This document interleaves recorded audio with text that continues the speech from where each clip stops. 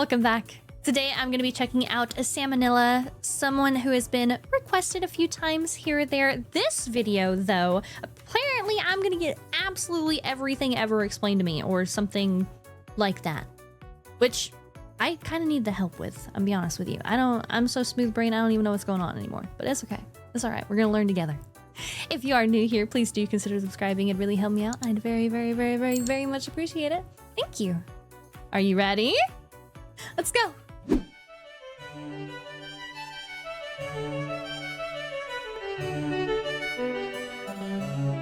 Hey persons of age. So Hi. long before the era of the wiki, there used to be these things called encyclopedias, where for a Unheard small of. fee of thousands of dollars, they would mail you a tiny fraction of the knowledge we have access to today, and you could put it on a shelf, and it would sit there and make you look learned. But while not reading an encyclopedia is easy, not creating one is much easier, and yet we do it. Encyclopedia Britannica is still in circulation today, and it's maintained by around 100 full-time editors and more than 4,000 contributors. So Dude, I have not touched an encyclopedia. Oh God. Has it been since school years? Surely. I don't think I've ever touched an encyclopedia outside of like writing a paper.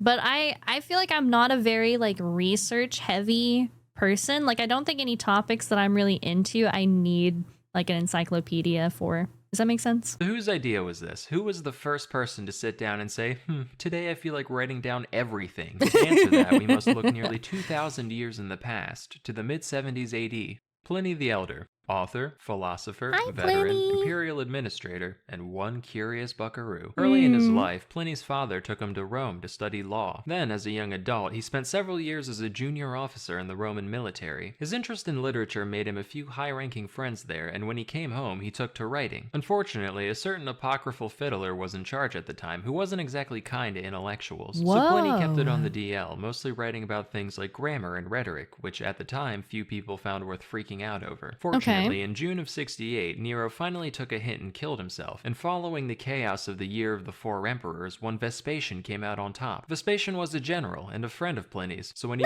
became emperor, he promoted Pliny to procurator, which was like the governor of a province. Suddenly, with this guy on the throne and a cushy job to pay the bills, Pliny found himself in a position to make complete use of his own potential. By day, he continued his administrative duties, but during nights, he wrote. And over the course of a few years, with nothing but his own wits and whatever authors he could get his hands on, he created a work known as the Historia Naturalis. This consisted of 37 books, each broken up into many dozens of chapters. Whoa.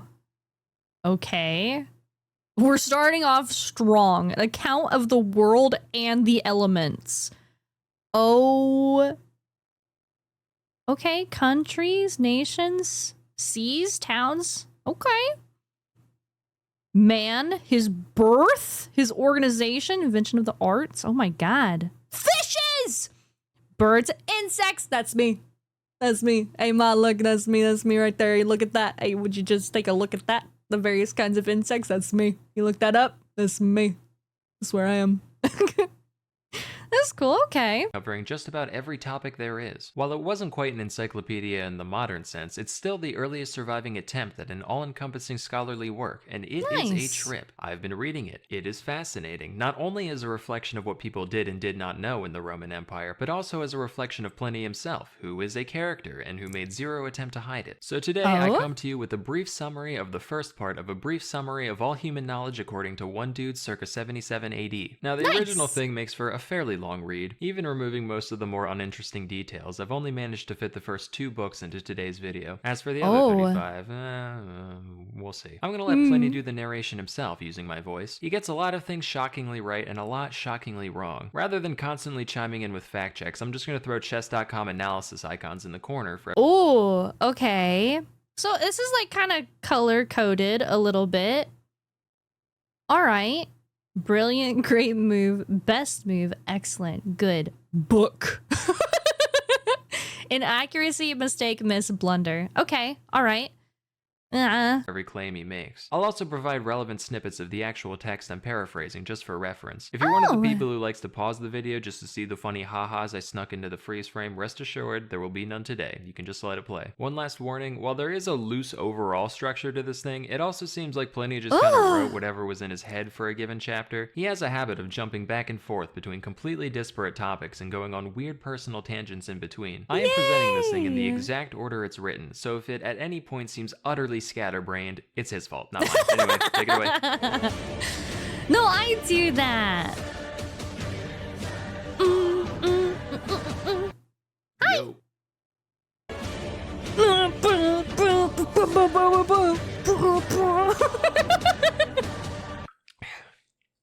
Right, let me get right ahead of things. Can I just say, I already love this. We're starting off with a swig of beverage.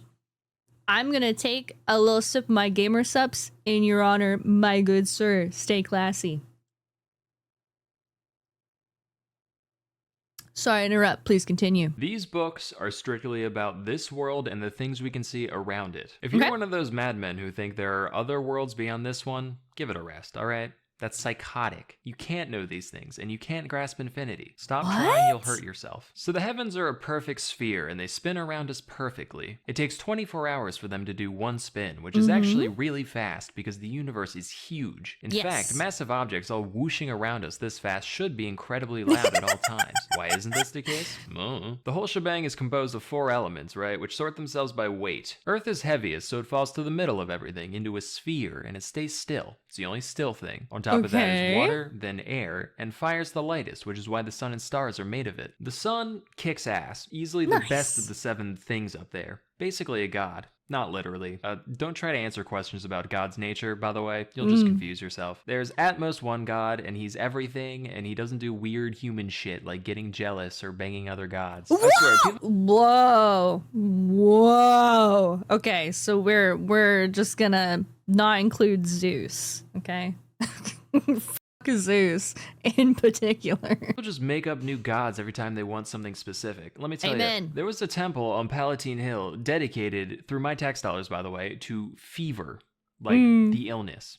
You understand that's bad shit, right? Things like that are why we've got more gods than people at this point. Folks in other countries worship animals and obscene things like stinking meats. There are gods of theft and other crimes. It's all folly. You want to be godly? Just help others. That's the way of the old Roman nobles, and that's the way of the noblest noble of all, Emperor Vespasian Augustus, who may or may not be my best buddy. But anyway. Yo, we love some friend glaze. Yes. Anyway, if there is a god, he doesn't care about what you do. People put crazy emphasis on the religion, avoiding foods, worrying themselves sick about all kinds of sacred rules. Look, I hang around the Capitol. There's a lot of rat bastards in politics, real scumbags, and they are thriving. You don't need to torture yourself. Have a bacon. Nobody gives a shit. Back to the stars, which, by the way, also don't give a shit about you specifically. For big history-changing stuff, yeah, they'll act up, but you, reader, do not need to worry. Anyway, most of them are fixed in a sphere really high up there. We'll call this the heavens. Between the heavens and the earth, there are 7 other bodies to talk about. Highest up there, we got Saturn, then there's Jupiter, Mars, the Sun, Venus, Mercury, Moon. The heavens spin to the right, all these guys spin to the left. Saturn is cold, Mars is hot, but Jupiter's just right. The sun's orbit is made up of 360 degrees, 1 degree per day, except not quite. We have to add 5 1/4 days or else our sundials break. Down to Venus and Mercury, these guys are weird because they like to hang around the sun. Fun fact, Venus is actually bright enough to help out the sun and moon sometimes. When it's helping the sun, we call it Lucifer, the light bringer. And when it's helping the moon, we call it Vesper, the sleepy time guy. Mercury tries to do the same thing, but he's much more lame and cringe, so he can't. The moon's got phases, as you know, and she gets closer and farther away at different times. And Daimion figured out lots of cool info about the moon's orbit, and you assholes bullied him for it. Yeah.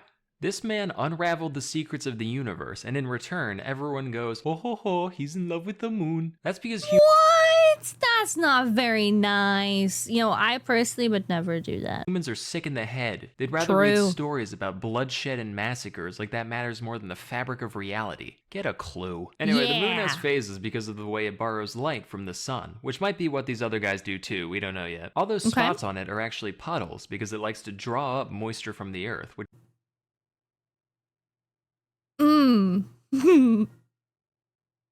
I thought the holes were cheese holes, like Swiss cheese. I thought the moon was made of cheese. This seems horribly inaccurate. I don't think it's water. Which is where we get the tides. And every now and then it casts its shadow on Earth. We call these eclipses, and they are freaking wicked. Eclipses can happen the other way around too, and the way these happen prove that the moon is bigger than the Earth and the sun's way bigger than both of them. Oh, and just so we're clear, eclipses are a natural thing. It's not the apocalypse or God's wrath. They follow rules. Even the Greeks could predict them. Settle down. Back to the planets. They're all kind of in the same belt up there, and they all get farther and closer to us at different points because their orbits are complicated. They mostly follow the same rules as each other, but there's some goofiness, like the ones further than the sun move the slowest when they're the farthest away from us, but the closer ones move the quickest then. We can chalk this up to the sun emitting vapors that must push them around in weird ways. Thunderbolts come from Jupiter, and we don't know why. One theory is that it's because Saturn is very moist and Mars is very fiery, and when they meet in the middle, we get celestial fire thrown down at us.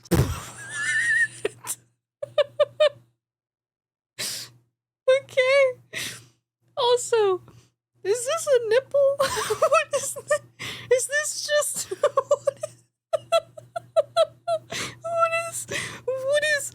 what am I looking at? What am I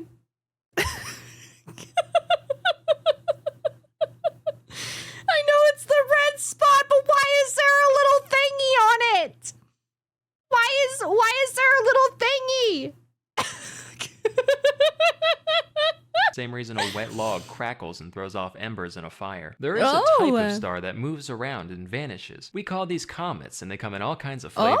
These might actually be omens. I mean, there have been some weird coincidences. Some people think comets are permanent, and we only see them when they swing by the right way, while others say they're just flare-ups of celestial vapor that dissipate on their own. Now to talk about some real anomalies, things we've only rarely seen. The sun goes dim sometimes, like when Caesar got killed. Matter of fact, during the Civil War with Mark Antony, it stayed dim for like a year. Multiple suns have been seen at the same time on several occasions, but no more than 3. 3's the record. Same with moons. One time, a burning shield darted across the sky, throwing sparks as it went. Another time, someone saw a shooting star fly towards us until it was as big as the moon, and then it turned around and went back to being a normal comet. Side note, even the translator was like, I don't know what the f he's talking about. Finally, there are the stars Castor and Pollux. If you see both of them, it's good luck, but be advised, if one's alone, he turns into a little bastard. He can and will come down and set your boat on fire. That's the celestial sphere taken care of. Now let's move down a peg to the... Okay, did everyone write that down? I think that is going to be on the test, so hopefully you were paying attention. The air. The air ends way before the moon, and it mixes with water vapor to create the weather. The sun dries up water on the earth, it goes up and turns into clouds, and then it's pushed back down again by the, the star forces that keep stuff on Earth. We get rain and hail and such, and it keeps going, round and round, like some kind of water cycle. The seasons go around once a year, and we don't know exactly why, but it definitely has to do with the motion of the stars. Like some are wet or dry, hot or cold, and that influences the climate when they move. I don't want to refer to stars as wet or dry. Especially Saturn. He always soaks the place going by. He's a... I'm an adult. But apparently Saturn is soaking f***ing wet right now.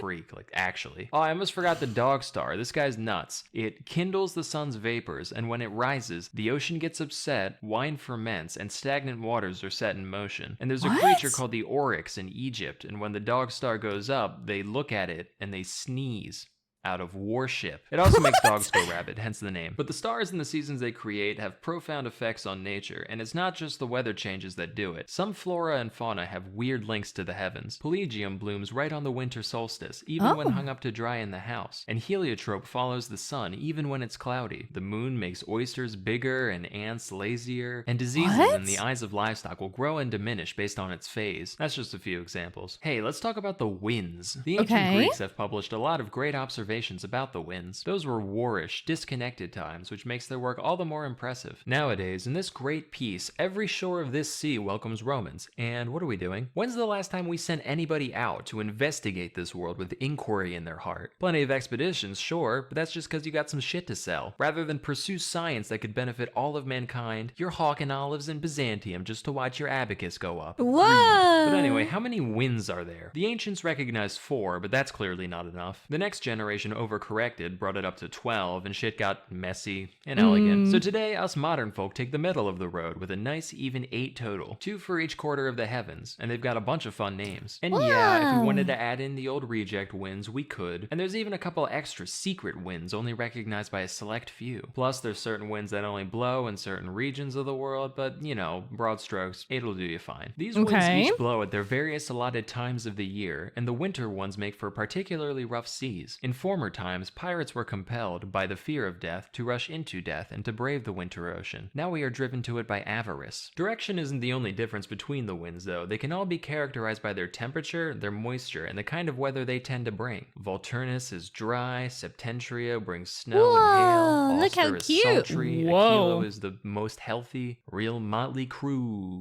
those winds. But while those guys are generally pretty calm, we must also consider the sudden, violent gusts we call storms. Storms are self-contained events that come in a few flavors themselves, like Eknephius, which brings thunder and lightning, or Typhon, which doesn't. Certain storms also give rise to whirlwinds, which are these giant, loud pillars of wind and moisture that destroy everything in their path. They are so dense that they can actually support themselves on the ground, and if they happen over the sea, they suck up the water as they go. Thunderstorms produce lightning, and lightning is crazy. It has this unique property where it can damage things on the inside while leaving the outside unharmed. It can empty casks of their wine without breaking the vessel itself, and it can melt gold and silver without burning the bag they're in. One time, a noblewoman named Marcia was struck by lightning while pregnant, and while the baby got fried, she herself survived without injury. What? Oh my god, that's terrifying to think about! Oh my god!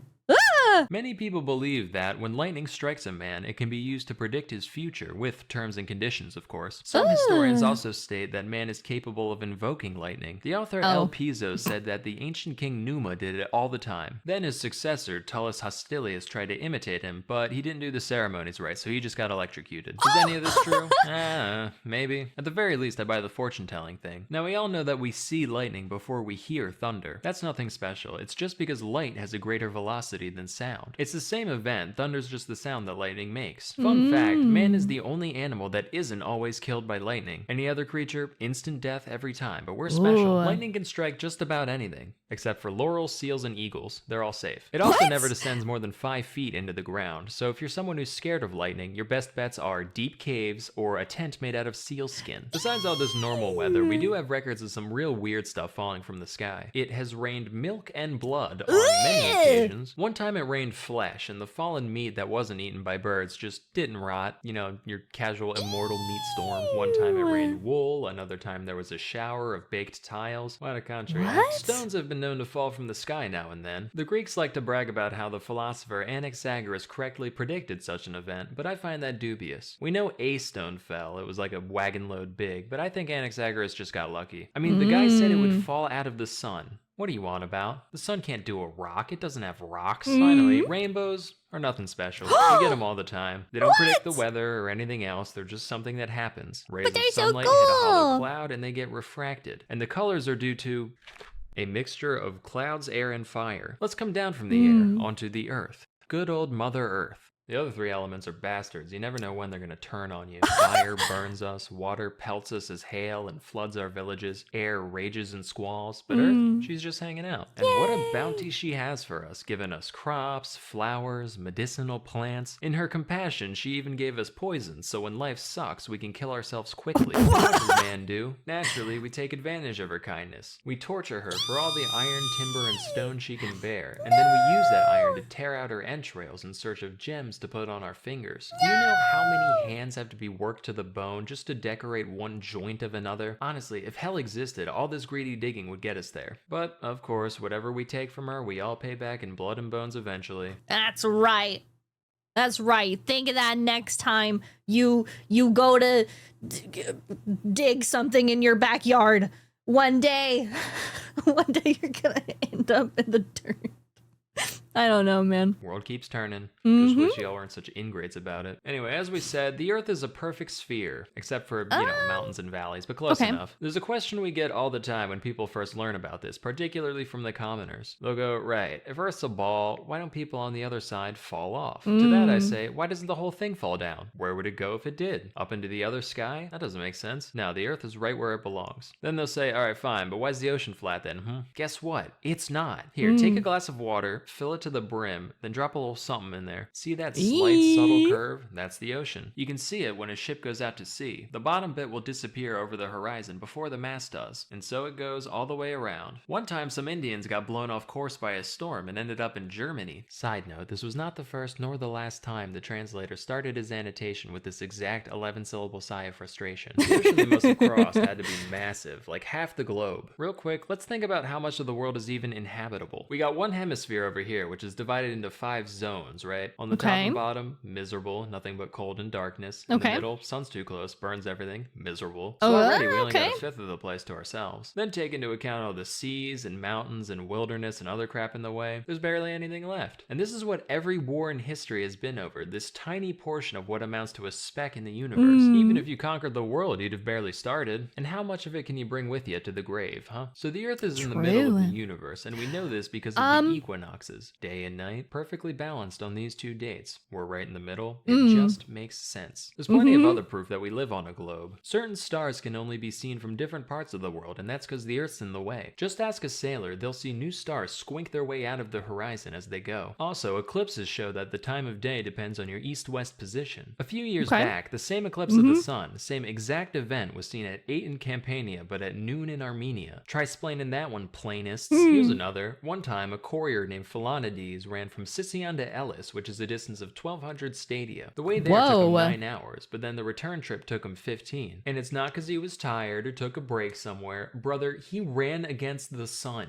Likewise, the length of shadows on a given day depends on your latitude. In Egypt, on the summer solstice at noon, their sundials cast a shadow half the length of the pointy bit, whereas in Venice, at the very same hour, the shadow's as long as the pointy bit. If you keep going south, eventually you'll reach a point where the sun's straight up at the solstice. We dug a well in a town called Syene just to check, and sure enough, it's light all the way down. If you go even further south, you'll notice the sun do that twice a year at equal distances from the solstice. There's also a place in India where there just aren't shadows, ever, and as a consequence, the people there don't know what hours are. But because of the way the sun moves, you'll notice that the longest day of the year is longer the further north you go. In Alexandria, on the summer solstice, they get 14 hours of daylight. In Italy, it's 15, and in Britain, it's 17. Following this pattern, we believe that at the very North Pole, it's 24, meaning they get 6 months of daylight at a time, with 6 months of night on the other side. The difference— that would still be, I think, if I were to ever experience 6 months of daylight and 6 months of nighttime, it would be like a one-time thing, like ever. And maybe it would be more like be there for the transition-ish. Like, I don't know if I could do the whole year, but to like experience something like that, it would feel so odd, but I think worth it. One time. You know what I mean? 6 months of sleep at once. and climate based on latitude is clearly reflected in the nations that live there. For one, the Ethiopians— let's talk about earthquakes. The Babylonians used to blame these on the movements of the stars. One guy is even said to have predicted an earthquake through astrological means. Is that true? I'll let you be the judge. I, for one, believe that earthquakes are caused by the winds. Think about it. Before an earthquake, it's always very calm. The seas are tranquil. There's not a single bird in the sky. Why? No wind. They can't fly. Where'd the wind go? Underground. It gets stuck down there and it builds up until finally— He's right. Okay? I will take none of this slander against this wonderful, wonderful man's truth. Okay? He is correct. This is exactly what happens. This is earthquakes. Okay? He is very wrong. Ban that guy. No, he is not. Ban that guy. No. This is right. It do be fucking windy under the ground sometimes, okay? Hell literally breaks loose. It starts off with a horrible noise, like cows mooing or people fighting in the distance. Then everything shakes, hard. Whole city walls get knocked down, and sometimes the earth opens up and swallows them entirely. The shaking's even noticed by people on ships who get hit by waves without any wind. Earthquakes also make well water turn cloudy and smelly. So the obvious question is, what the hell can we do about it? Well, places with a lot of natural caverns or man-made sewers tend to get fewer earthquakes. That's because the underground air has an easy way to escape. Buildings that are arched or that lean against each other also tend to fare better in the event of an earthquake. Barring all else, at least things are usually over with quickly. Although some earthquakes have been known to last days, months, even 1 or 2 years straight. As for related anomalies, about a century and a half ago, 2 mountains slammed together and collapsed, and fire and smoke came from the ground where they stood. More recently, under Nero, there was a knight named Vectius Marcellus who woke up to find that his fields and olive grounds swapped places with each other. No mayhem or destruction, just, oh, this is over here now, okay? But just as Earth swallows up land in one place, she spits it back out elsewhere. As such, islands sometimes rise up spontaneously out of open sea. We have tons of records of these events across the Mediterranean. They're often accompanied by a giant fiery explosion and loads of dead fish floating everywhere. It's said that one time some people ate these fish, and then they too immediately died. But enough of tragedies. Let's turn back to the wonders of the Earth, such as there are many caverns filled with gas that instantly kills things. Some kill only birds, others kill everything but people, and still more kill everything and people. In a few caves, those who breathe the gas instead become intoxicated and start predicting the future, as is the case with the famous oracle at Delphi. Yo, we gotta go to that cave. What? I mean, be careful of that cave.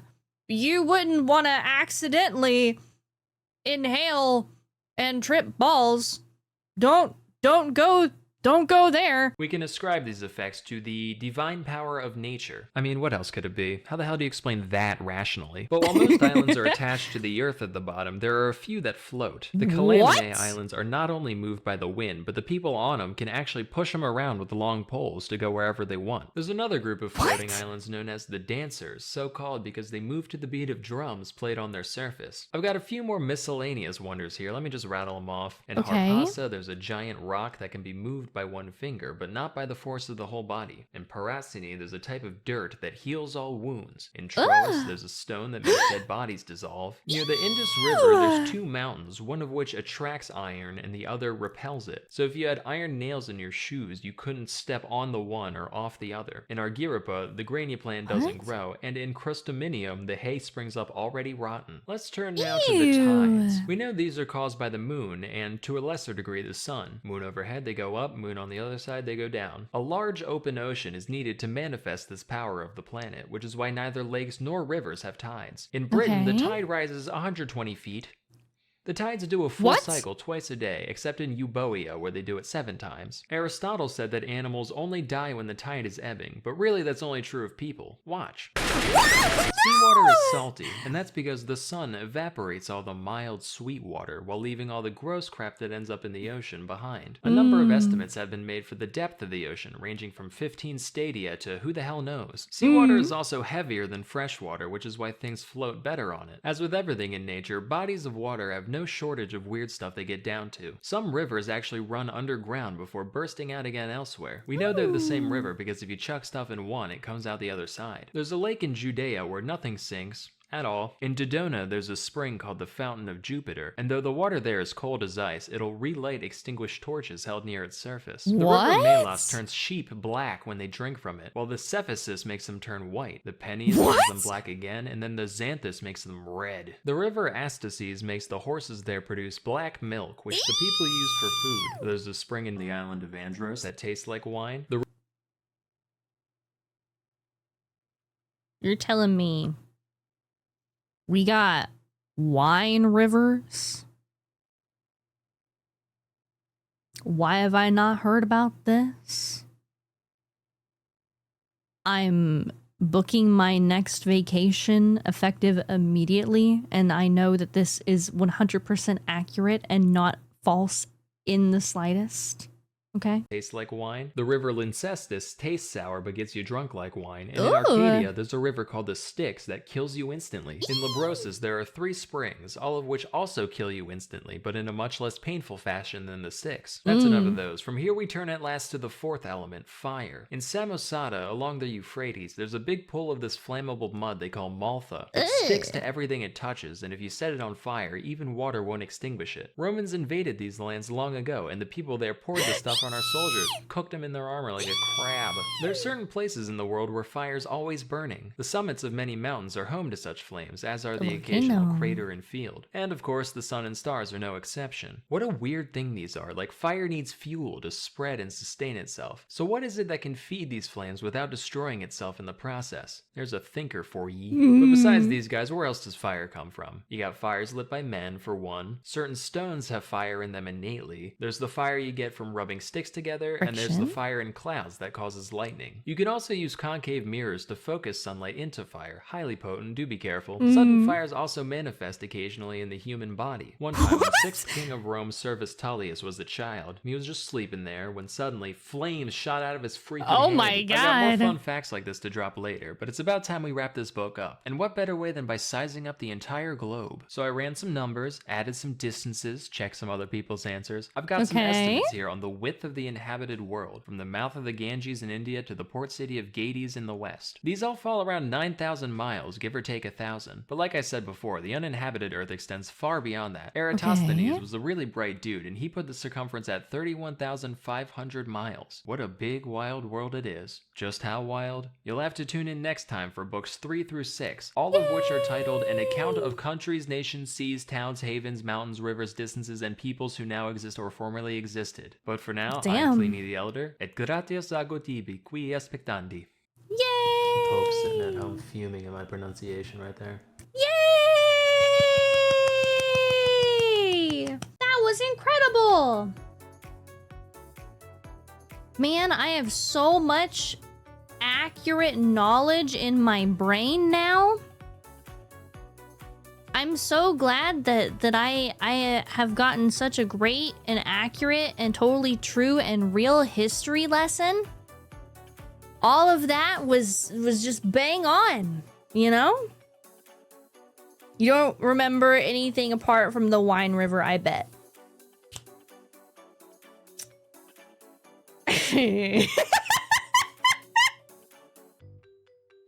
No, I remember how earthquakes are just wind under the earth. F you. All right. Thank you guys so very much for watching this with me. I really, really enjoyed it. It was very cute. I like the art style and how he's just basically condensing everything. I really, really like this. Let me know if you guys want me to watch any more of this. And please, please, please, please, please, please, please make sure you go check out the original video. It's gonna be linked down below. If you like my video, make sure to like and subscribe so I can see you in the next one. Thank you. Bye.